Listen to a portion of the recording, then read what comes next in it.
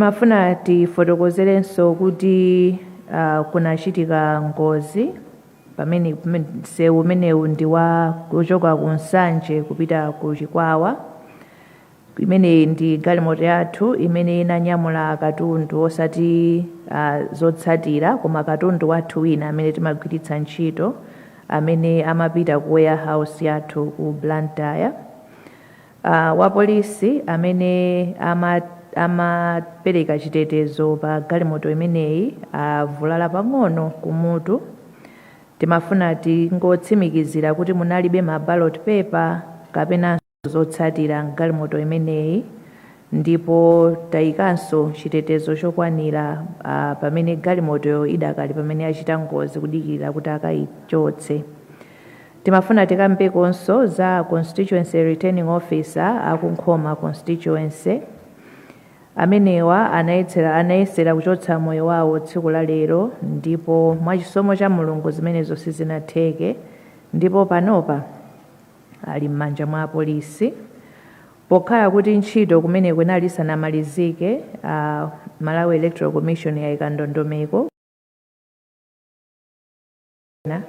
kuti atimalizire ntchito imene yatsalayo kuti zotsatira zithe kufika ku district council kenako kufika kuno ku Lilongwe. Tinafotokozera kuti tikhala tikuwulutsa zotsatira tibwerenzenso kuti tiziwulutsa malinga ndi mmene tikugwirira ntchito. Lero komishoni inakhala pansi ndipo choyamba inawunikira kuma konsolo amene timayang'anira. Cholinga ndicho kuti tione ngati kuti madandaulowo anthu anathandizika kale ku polling station kapena constituency tale center, ndipo kuti ngati sizinatero komishoni iwunikirenso tisanawulutse zotsatira za kumalo kumeneko, kuti tilandire ndi kutsimikizira mavoti amene achokera kumalo kumeneko pamene tikuwulutsa. Tikakamba za madandaulo amene talandira malingana ndi gawo 65 la lamulo loyendetsera chisankho cha president, phungu wa nyumba malamulo komanso makhansala, zimafunikira kuti ifeyo tikhazike complaints logbook pa polling station ina iliyonse, ndipo zimenezi zinachitika, ndipo presiding officer anali ndi mphamvu yolandira madandaulo ena aliwonse ochitika pa polling station komanso ndikupereka mayankho. Timafuna tifotokozere kuti pakadali pano tawunikira ndipo taona kuti kuma polling station akuma konsolo amene tikhale tikulengeza kumeneko madandaulo onse analongosola, ndipo palibe madandaulo amene afika ku commission kuno kuchokera kumeneko. Ndiye kuti ifeyo tachitenga kuti madandaulo onse kumeneku analongosoka. Tsopano tifotokozereko za ma void votes kapena tinene kuti mavoti amene sanawerengedwe kuti anali ndi mavuto ena. Lamulo limafotokoza kuti tisanafotokozere tisanawulutse zotsatira zomaliza, timafunika kuti tione kuti kodi ma void vote alipo otani. Komanso lamulo lomweli limafotokozera kuti tiunike ma void vote monga mmene presiding officer anafotokozerera, timikizire kuti kodi ndi void vote di kapena ayi. Koma tifotokozenso kuti pakadali pano ndifotokozenso kuti lamulo limanena kuti commission iwunikire ma void vote pokhapokha ngati nambala imeneyoyo ingasinthe zotsatira. In other words, the commission can only consider the void votes if they have the effect of changing the outcome of the election. Pachifukwa cha chimenechi commission sinawunikire ma void vote chifukwa chokuti sitinamalize kuwunikira zotsatira za chisankho cha president kuchokera dziko lonse. Ndiye kuti tikamaliza makonsolo onse pamene tizalingalire kuti kodi ma void vote tiyaone kapena ayi, chifukwa choti pamenepopo pamene tizadziwe kuti zotsatira zili motani ku makhonsolo. Pa nthawi ino mutilole tsopano kuti tifotokozere zotsatira ku madera awa. District ku Likoma anthu amene analembetsa mkaundula wathu wa voti ndi 8,664. Anthu okwana 6,937 ndi amene anatuluka kukaponya voti imene inali 80%. Kumeneku kunali ma null and void votes okwana 143 imene tinganene kuti 2%, ndipo ma voti okwezeka anali 6,794 ndipo mavotiwo ali motere.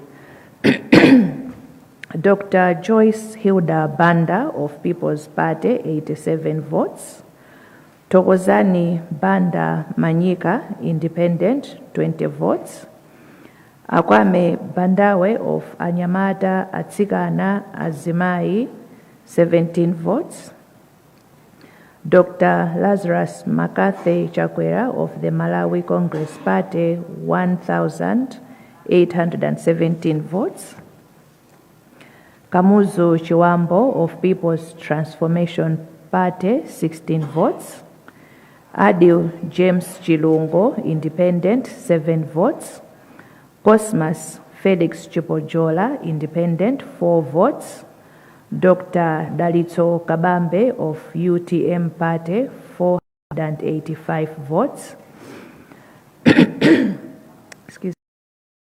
Muluzi of United Democratic Front 110 votes, Professor Arthur Peter Mutharika of Democratic Progressive Party 4,177 votes, Phunziro Mvula Independent 4 votes, Frank Tumpale Mwenefumbo of the National Democratic Party 3 votes, Dr. Kondwani Nankhumwa of People's Development Party 4 votes, Jordan Sauti of Patriotic Citizens Party 2 votes, Smart Mulumbe Swira Independent 2 votes, Milward Tobias Independent 2 votes, Dr. Michael Biswick Usi of Oja Zake Alibe Mlandu 37 votes. Kasu amene analembetsa mkaundula wathu wa voti anali 25,645. Anthu okwana 18,614 ndi amene anatuluka kukaponya voti imene inali 73%. Tinali ndi ma null and void votes 373 kapena tinene kuti 2%, ndipo mavoti ovomerezeka anali 18,241 amene ayenda motere.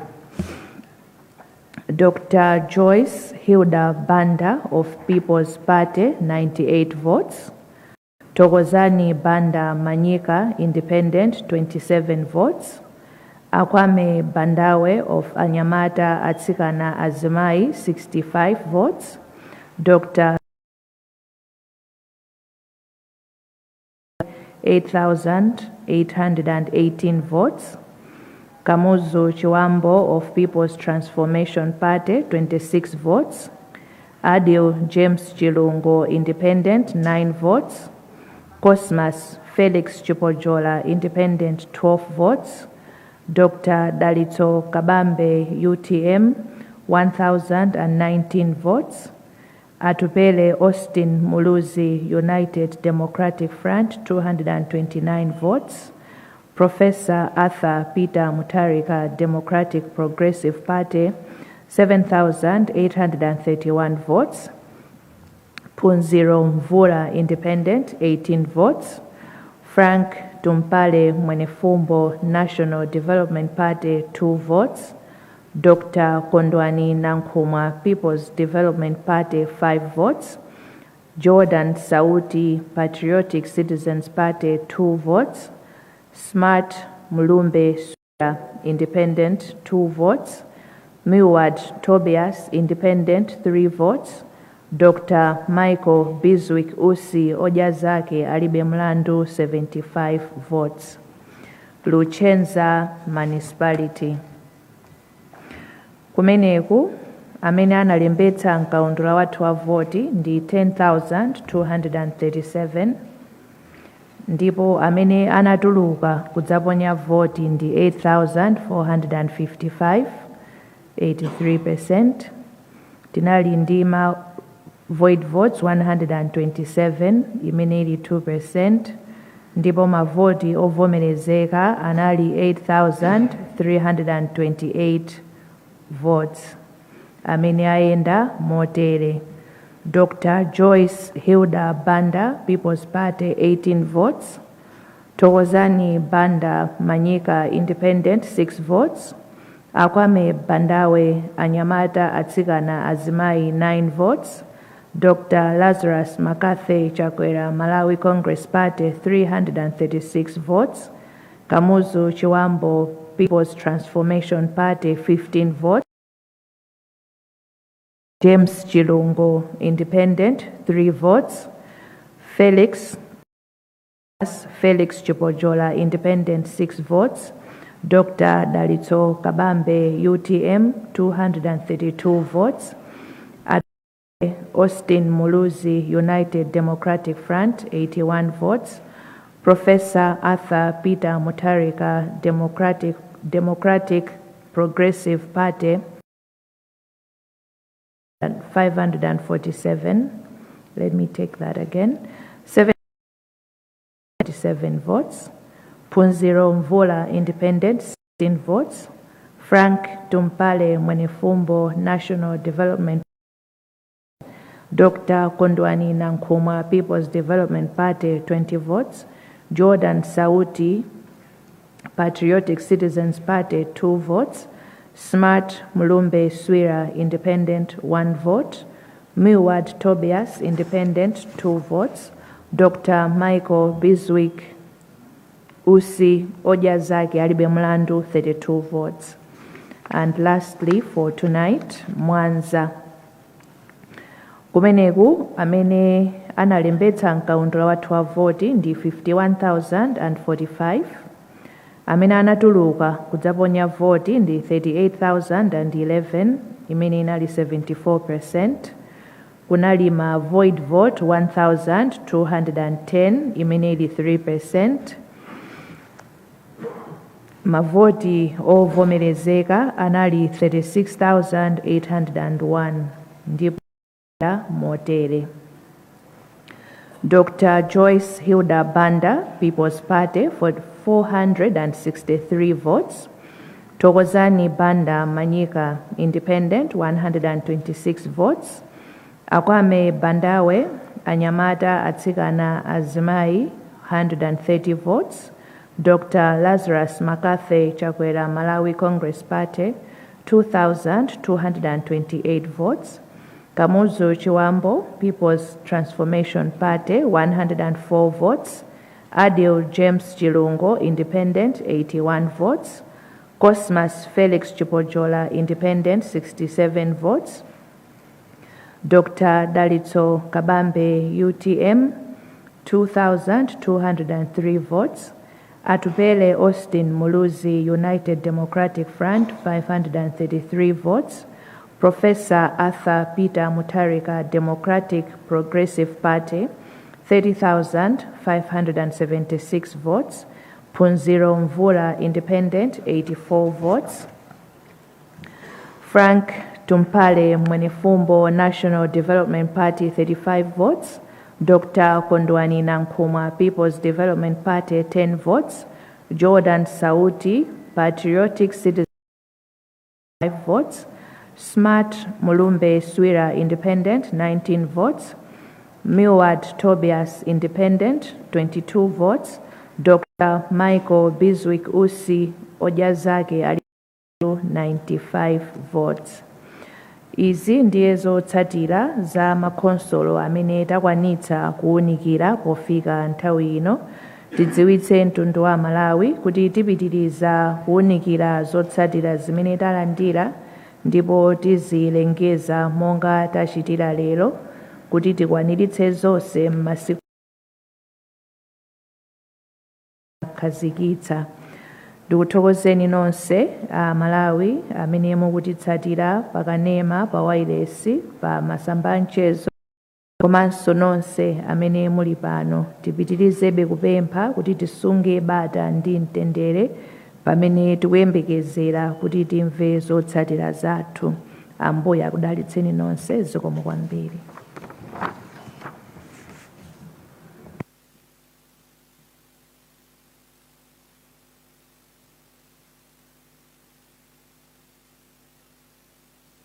Zomwe kwambiri apa mpanda Malawi Electoral Commission. Today I wanted to request for questions from the press. Okay.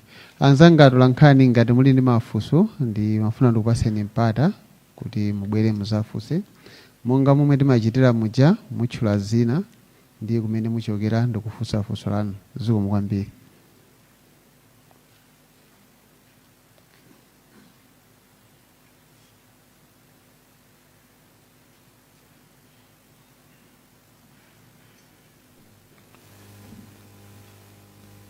Chair, tinanga ndi Wycliffe Njiragoma wa Nation Publications. Ndi mafunso tochepa. Zotsatira zochokera ku makhanso zambafika dzulo mwina tingoti chama 8 o'clock. Yambafika zina zinambapezeka zokuti zilibe masiru. Makiti analibe masiru. Promise yonena zokuti make ma results wo ndikuwapatsa azipani kuti azione koma zatenga almost 24 hours chifukwa ndika zimene zichazo cha madzulo alero. Mwina mungotifotokozera ndi chifukwa chani zinatenga nthawi yayitali choncho kuti azipani ambe kupeza ma results. Tikaonanso mene process ikuyendera kuoneka ngati kuti kutenga nthawi yayitali chifukwa kuyambira 8 o'clock apa pano mukuzatipatsa zotsatira za makhanso 4 pamene makhanso onse amene abweresa zotsatira zawo alipo 16. Mwina mutatifotokozera kuti zikutenga nthawi yayitali chomwecho bwanji. Linalo ndilo kuti mwina lipite kwa Madam IG kapena nthumu yawo. Presiding officer amakamaka returning officer amene anafuna kuti achotse moyo wawo. Pana mveka pa masamba mchezo kuti amakamba zokuti andalephera kugwira bwino ntchito yanga. Mwina mkafukufuku wanu afotokozera amatanthauzanji. Mwina ndirekeze pamenepo. Zikomo.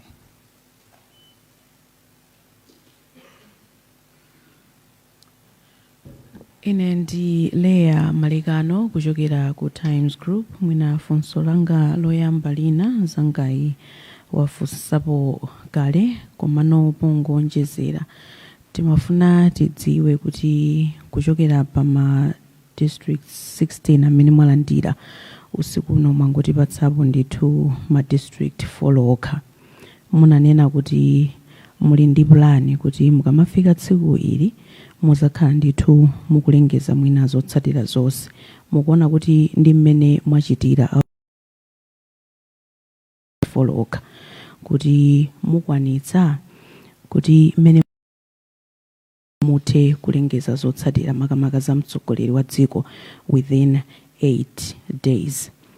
Ponjezera funso lomwelo, Amalawi akufuna kudziwa kuti masiku 8 akatha musanamalize kuthana mwina ndi kuwerengera zotsatira za mtsogoleri mudzatani.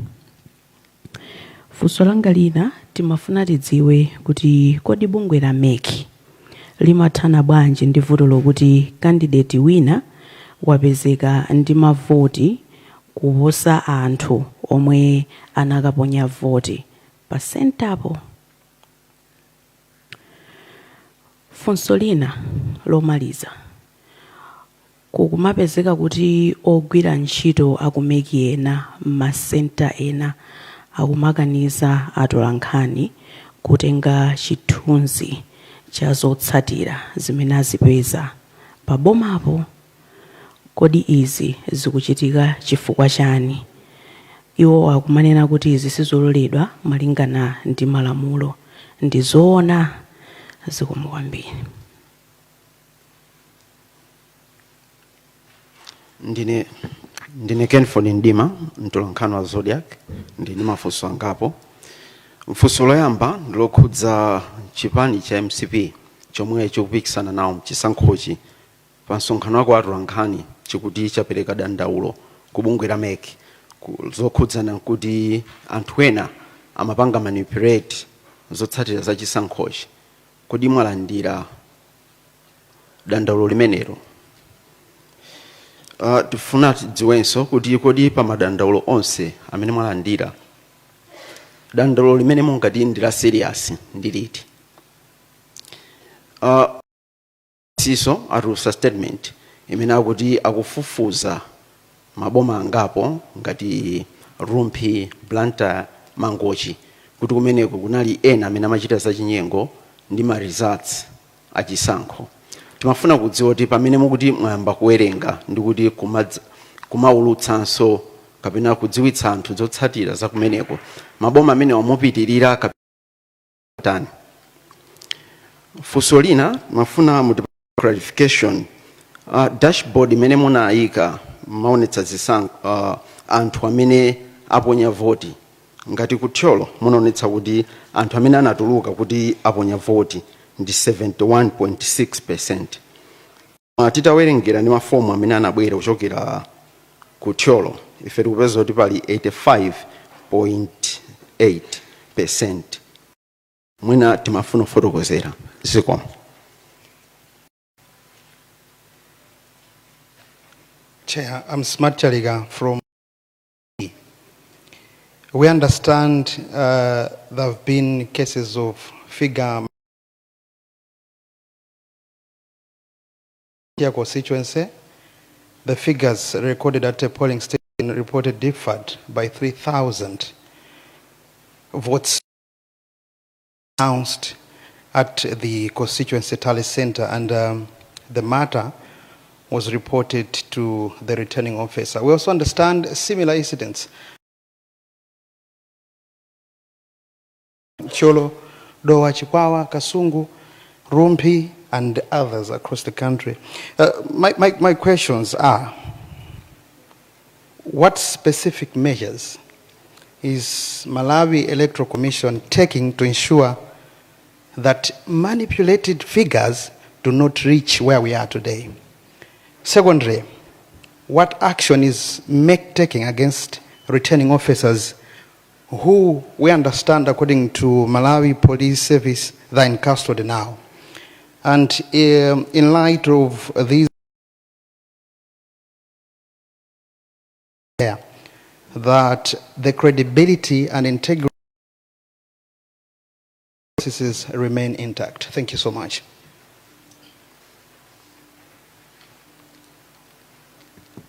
Good evening, Chair. Dzina langa ndine Robert Edward kuchokera ku Luntha TV. Chair, kuli nkhani ya ma dashboard kunjako imene yabwera apparently chifukwa cha amene nyumba zaulitsira mawu zinasankhira kuti mwina ziperekera zotsatira zosatsimikizika. Ndimafuna ndimvetsetse kuchokera ku commission kuti kodi chiyembekezo chanu kwa nyumba zoulutsira mawu pamene zidziperekera zisankho zosatsimikizika kwa Malawi chinali chotani? A specific fashion imene mukanakonda ngati commission kuti mwina imene yoyo ikhale ndeyo kuti zotsatira za chisankho zosatsimikizidwa zidziperekedwa kwa Malawi? Zikuonera. Zikomo kwambiri.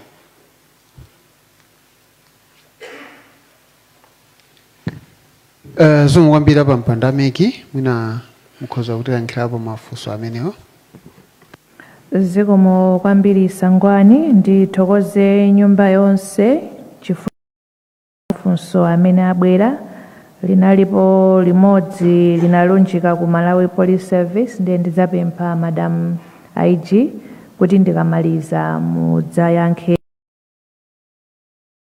Koma ndikuyankheni motere mukaona amene choyambirira we need to and to process chifukwa chokuti kupanga determine kuti timangokhala pasi ndikunena kuti kodi ukuwapambana ndi ndani. We need to go through the documentation imene yabwera and all the information that is there. It needs to be processed. So choyambirira secretariat will process it, kena kuzikafika ku commission. There are different stages and aspects that are embedded into our processes. Appreciate, I'm sure, ntchito imene tikugwirayi has is of national significance. Sitingangopanga zinthu more, allow me to use this word, sitingangopanga more waya tikufunika kuti tipange processing to ensure tikamabwera ndikuwulutsa kuti zotsatira izi zili motere, ndiye kuti tatsatira malamulo monga mmene akufotokozerera, taona kuti ma processes anayenda moyenera, zimene talandira ndi zimene zachokera kumene zinoti zachokera. There are many components that go into the determination of results of an election, and we need to ensure kuti zonsezo tapanga moyenerera. The nation is waiting kuti aliyense akufuna kuti amve kuti zotsatira zayenda bwanji. Koma mukakhala pansi na anzathu aku parliament anakhazikitsa masiku 8. I'm sure anazindikira kuti ndi ntchito yokuti imadutsa mwambiri, ikufuna nthawi. Ikanakhala kuti ndi nthawi yokuti mukhoza ngopanga mukatero mwamaliza kanangopereka 2 days. There's a reason why the statutory period is 8 days to ensure that all processes zagwiridwa moyenerera. Madam Malekano, ndipitirize pomwepo kuti tikugwira ntchito kuti tikwaniritse masiku 8 iwo, and chilichonse takhazikitsa motero kuti tikwaniritse. In terms of my irregularities presenting themselves in any form, whether it's the polling processes, kaya ndi counting, kaya ndi recording on a result sheet, all those are irregularities that the commission has to sit and look at. And when we're sitting and looking at our results for purposes of determination, tikuyang'anira zinthu zonsezo, and the commission has power to correct my apezeka. Koma tikamakamba zama izendi mafunso ena amene abwera kutsogoloko kuti kwina kwapezeka kuti nambala inapitirira anthu amene analembetsa. Choyambirira, if that happens, it is indeed an irregularity, because per polling station ina iliyonse we have the number of those who are registered, and chiyembekezo ndichokuti amene ataponye voti pamalo pamene popo ndi amene analembetsa. Koma tikamawerengera chiwerengero cha pa polling station, for purposes of this election tikumbukire kuti tinali ndi anthu ena who were issued authority to vote elsewhere.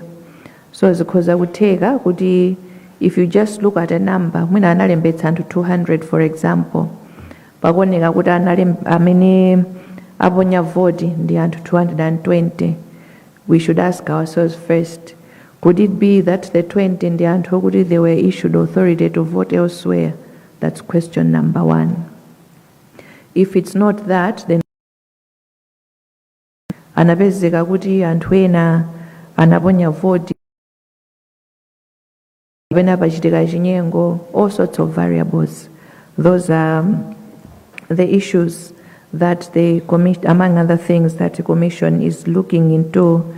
Tikamanena kuti tikuunikira zotsatira zathu.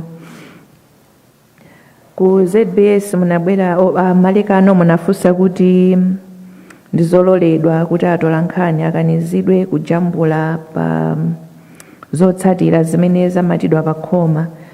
Mukakumbukira tinafotokoza kuti wina aliyense ndomasuka kukaona zotsatira zimene za pa khoma, motero sizoyenerera kuti munthu aletsedwe kujambula. Ndipo iwo amene akuletsedwa kujambula escalate through our channels kuti tikuthandizireni. It will be best to escalate it nthawi yomweyo. Anthu ambiri nambala ya Sangwani muli nayo, mukhoza muyimbira pompo because our media, you know that you deal with Sangwani almost on a daily basis. Muyimbireni pompo tili pa polling station yakuti, constituency tale center yakuti, kumeneku akutiletsa motere kuti muthandizike nthawi yomweyo. Aku Zodiac, as we speak now, sitinalandire dandaulo lochokera ku chipani cha Malawi Congress Party. Chikafika ndiye kuti tifotokozeranso kuti talandira.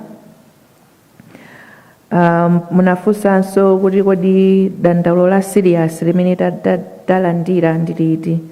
Kwa ifeyo madandaulo ena onse timatenga kuti ndofunikira. We don't rank the complaints in priority because Malawi wina aliyense ali ndi ufulu to raise a complaint before the commission if they feel kuti china chake sichinaende monga mene zimayenerera. Pa nkhani ya dashboard mukumbukire choyamba kuti tinafotokoza kuti mafigures amene akuoneka ndi amene anachitidwa transmit from our biometric voter verification devices. Tinafotokozanso kuti zikhoza kutheka kuti chiwerengero chikhoza kukhala chokwerako chifukwa chokuti pali anthu ena chifukwa chokuti anakanika to be identified through the device anagwiritsa ntchito the physical voters register and would only be able to know tikamaliza zonse. Kusonyeza kuti tinapereka ndithu that statement kuti mukamaona the figures you must perceive them from that perspective.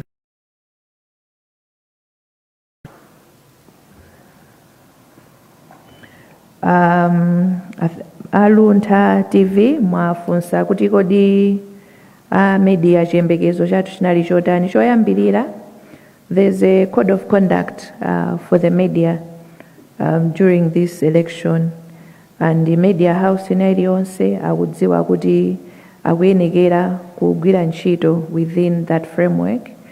Tinalinso ndi ma session angapo, I'm sure iniyonso munalipo akuluntha pamene timakambirana za code of conduct imeneyi. In terms of official results, the direction from the commission was ndo masuka amene akufuna kuti aziulutsa zotsatira, koma the underlying premise was official results come from the commission. Wina aliyense kaya ali ndi dashboard or however they are relaying that information, as long as it is given that it is within the purview of the commission only to release the official results of the commission.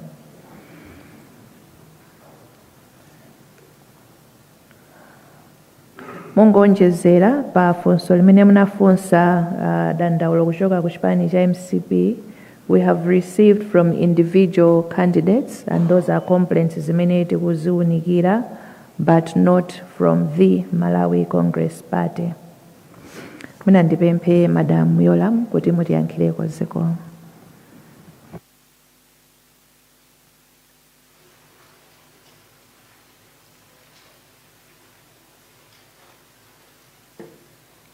Zikomo kwambiri cheya ndi nyumba yonse.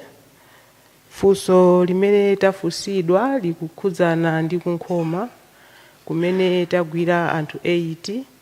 Anthu amenewo tagwira potsatira nkhani imene tikufufuza ya mzibambo amene anafuna kudzipha. Ndiye pofufuza nkhaniyo yapezeka kuti ikuchita connect ku zinthu zina zimene munomo sindiulula chifukwa nkhanizi tikadafufuza.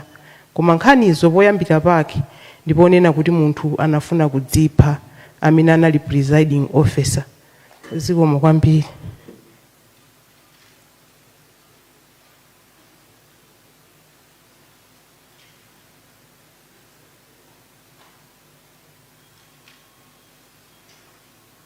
Is it a question?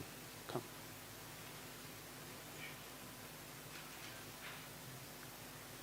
Zikomo kwambiri. Dzina langa ndine Sonkeleman kuchokera ku Mulimi Radio. Nimafuna kudziwa make chair kuti pa nthawi ino yomwe anthu akukamba zosiyana-siyana kunjaku ngakhalenso masamba mchezo ndipo muli ndi mafoni mukumatha kuona zonse zimene zikuchitika. Kodi pakadali pano mukumatha kulumikizana ndi anthu osiyana-siyana ndalenso? Kodi zimenezi zilibe kuthekera kusokoneza ntchito yanu nanga Malawi akukhulupireni bwanji kuti padakali pano mafoni anu simukulumikizana kapena ndi aliyense wamkulu kuchokera ku chipani chilichonse? Zikomo.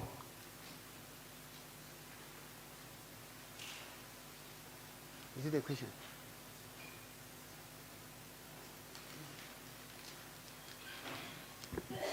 Evening Chair. Ndabweraso ndi funso limodzi ine Robert Edward Kulunta TV. Kutengera kuti anthu akumvetsetsa mosiyana-siyana mmene ntchito iyi ilili yayikulu. Ena akuti mabungwe ena akudandaula kuti anthu ena amakhala afuna kukukakamizani kuti mulutse zotsatira msanga. Andi akupempha kuti ayi abungwe la Malawi Electoral Commission tisayike pa pressure. Funso langa ndakuti, are you under any pressure from cause that you should release the results within the prescribed 8 days? Thank you.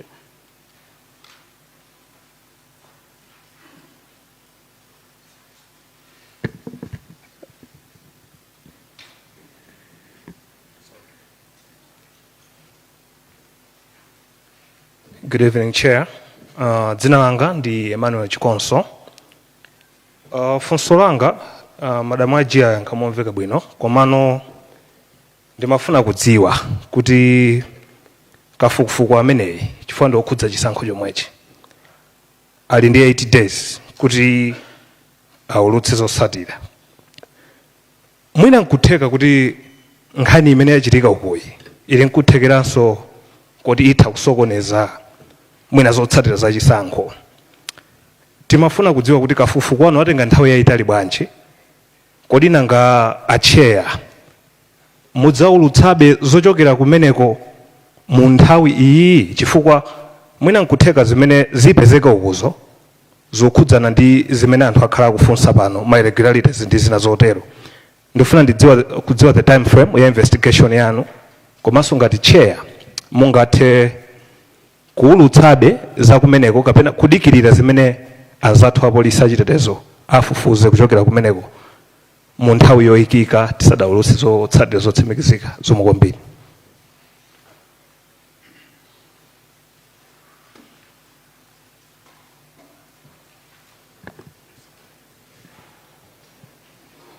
Can I request those that have good questions to come this side? Please.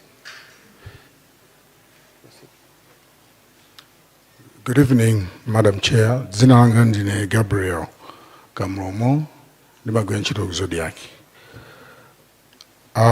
Inspector General atulutsa statement imene akunena kuti amanga maofesala anu 8. Are you aware and do you know why your officers have been arrested?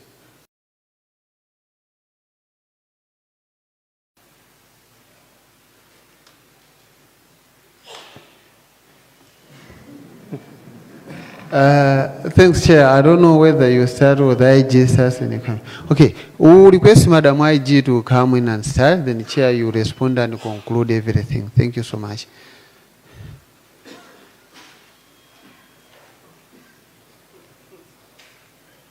Once again, thank you, Chair. Time frame yofufuzira nkhani imasiyana malinga ndi complexity ya nkhaniyo.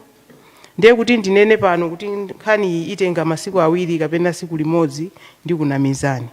Koma zona zake poti Chair ayankha ndizoti wali ndi ma sources osiyana-siyana amene akutengamo data yawo ndi kumachita zimene akupangazo. Sindikukhulupirira kuti ikhoza kukhudzana ndi mulanduwo kuti ngalepheretse chifukwa cha mulandu kulepheretsa zimene Chair akupanga. Chifukwa iwo akuti ndi ma sources ambirimbiri. Zikomo kwambiri. Thank you so much, Madam IG. Chair, I will request that you respond to the issues that have been raised and you immediately give a concluding remark. Thank you. Zikomo kwambiri Sangwani, zikomo kwambiri faja mafunso amene abwera. Funso limene mwafusa Sonke and the next person, I beg your pardon, I didn't quite catch your name. Ndiyankhe motere bungwe la Malawi Electoral Commission linakhazikitsidwa ndi malamulo to work independently to manage and conduct elections in this country. Ndipo mukaona pamene takhala kutsogolo kuno takhala ngati Malawi Electoral Commission. Ndipo we are working within the framework of the law. And we are not under the direction of any person, kaya ndi chipani, kaya ndi institution, kaya ndi bungwe, kaya ndi ndani. Ntchito imene tili nayo malizitse chisankho chimene tinayamba ndi kuponya voti pa 16 September. Ndipo ntchito imene yoyo tigwira mpaka na tiulutse timalizitse kuulutsa zotsatira zathu malinga mmene tayambira. Maybe to answer your specific question, Mr. Sonke, I'm not under any pressure from anyone. Mwina chimene mmafuna kundifunsa ndi chimene chomwe mmakanika kuti mufunse ndene ngokuyankhani motero. Masiku amene tili nawo ndi 8. Mukakawerenga lamulo silinanene kuti tiyembekezere kuti mwina akupolisi apange izi ndi izi. We have 8 days within which to determine the results and zimenezo ndimene tizapangire. Mr. Gabriel Kamlomo, we are aware that officers have been arrested and ifeyo ntchito ikupitirira ndithu.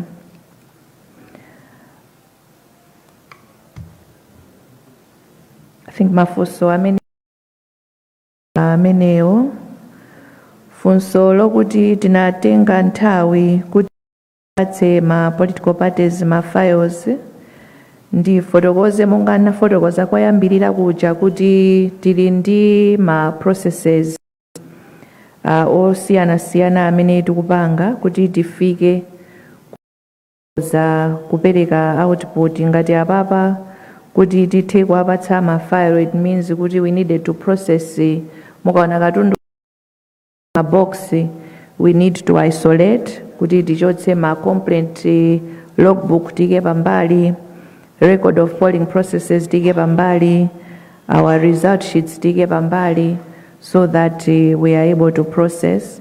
And chifukwa chokuti we are processing huge volumes zinatenga nthawi koma the documentation has been provided and will continue to do so pamene tikupirira. Sangwani munandiuza kuti ndimalizitse koma ndikuona mayi malekano ayima pamenepo.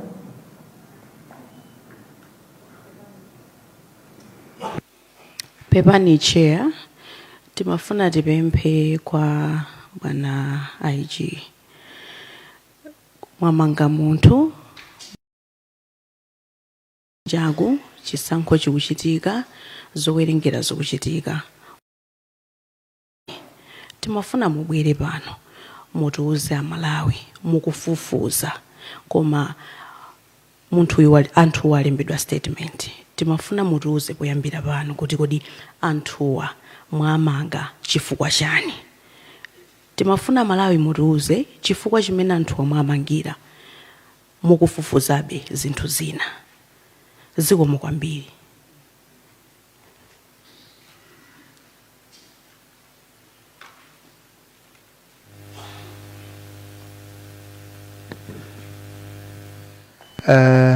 Thank you so much. I wanted you want to come out? But I wanted the chair to conclude.